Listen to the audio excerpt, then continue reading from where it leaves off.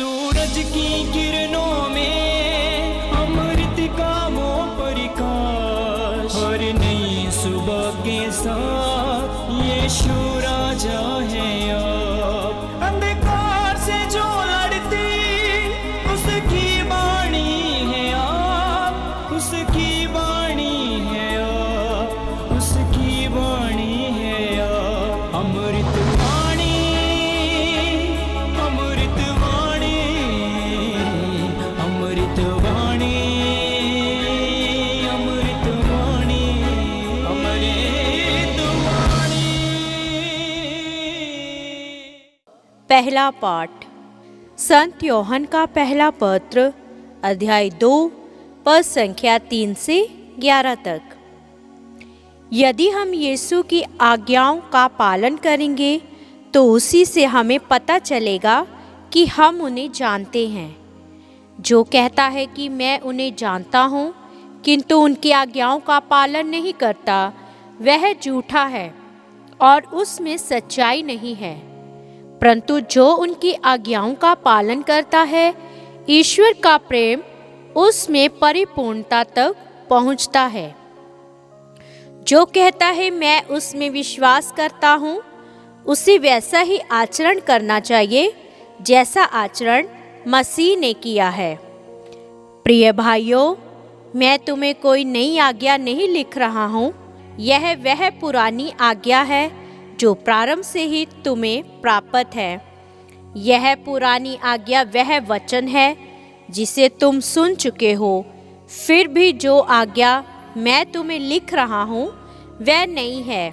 वह नई इसलिए है कि वह उनमें चरितार्थ हुई और तुम में भी चरितार्थ हो रही है, क्योंकि अंधकार हट रहा है और सत्य की ज्योति अब चमकने लगी है। जो कहता है कि मैं ज्योति में हूँ और अपने भाई से बैर करता है, वह अब तक अंधकार में है। जो अपने भाई को प्यार करता है वह ज्योति में निवास करता है और कोई कारण नहीं कि उसे कठोर लगे। परंतु जो अपने भाई से बैर करता है वह अंधकार में है और अंधकार में चलता है। वह यह नहीं जानता कि मैं कहाँ जा रहा हूँ, क्योंकि अंधकार ने उसे अंधा बना दिया है। यह प्रभु की वाणी है। ईश्वर को धन्यवाद। भजन अनुवाक्य। स्वर्ग में आनंद हो और पृथ्वी पर उल्लास। स्वर्ग में आनंद हो और पृथ्वी पर उल्लास। प्रभु के आदर में नया गीत गाओ। समस्त पृथ्वी प्रभु का भजन सुनाए। भजन गाते हुए प्रभु का नाम धन्य कहो। अनुवाक्य। स्वर्ग में आनंद हो और पृथ्वी पर उल्लास। दिन प्रतिदिन उसका मुक्ति विधान घोषित करते जाओ। सभी राष्ट्रों में उसकी महिमा का बखान करो। सभी लोगों को उसके अपूर्व कार्यों का गीत सुनाओ। अनुवाक्य। स्वर्ग में आनंद हो और पृथ्वी पर उल्लास। प्रभु ने आकाश का निर्माण किया है। वह ऐश्वर्यशाली तथा महिमामय है। उसका मंदिर भव्य तथा वैभवशाली है। अनुवाक्य। स्वर्ग में आनंद हो और पृथ्वी पर उल्लास। जय घोष। गैर यहूदियों के प्रबोधन के लिए ज्योति और तेरी प्रजा इस्राएल का गौरव। हालेलुया।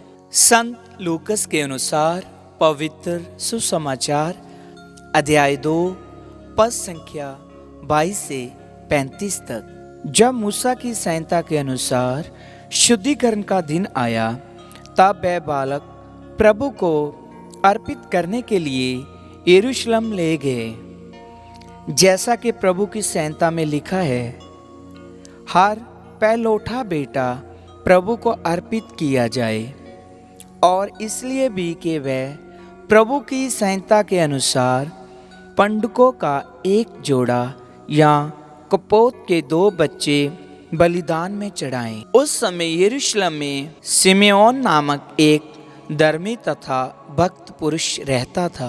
वह इज़राइल की सांत्वना की प्रतीक्षा में था और पवित्र आत्मा उस पर छाया रहता था। उससे पवित्र आत्मा से ये सूचना मिली थी कि वह प्रभु के मसीह को देखे बिना नहीं मरेगा।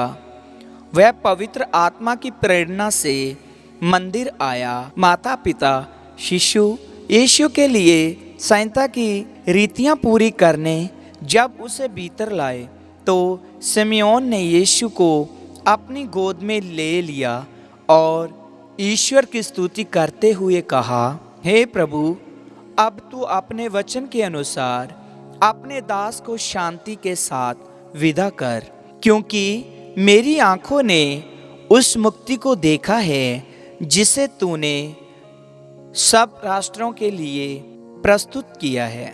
ये गैर यहूदियों के प्रबोधन के लिए ज्योति है और तेरी प्रजा इज़राइल का गौरव। बालक के विषय में ये बातें सुनकर उसके माता पिता अचंभे में पड़ गए। सिमियोन ने उन्हें आशीर्वाद दिया और उसकी माता मरियम से ये कहा, देखिए, इस बालक के कारण इस्राएल में बहुतों का पतन और उत्थान होगा। ये एक चिन्ह है जिसका विरोध किया जाएगा, जिससे बहुत से हृदयों के विचार प्रकट हो जाएंगे और एक तलवार आपके हृदय को आर पार भेदेगी। प्रभु का सुसमाचार। ख्रीस्त की जय।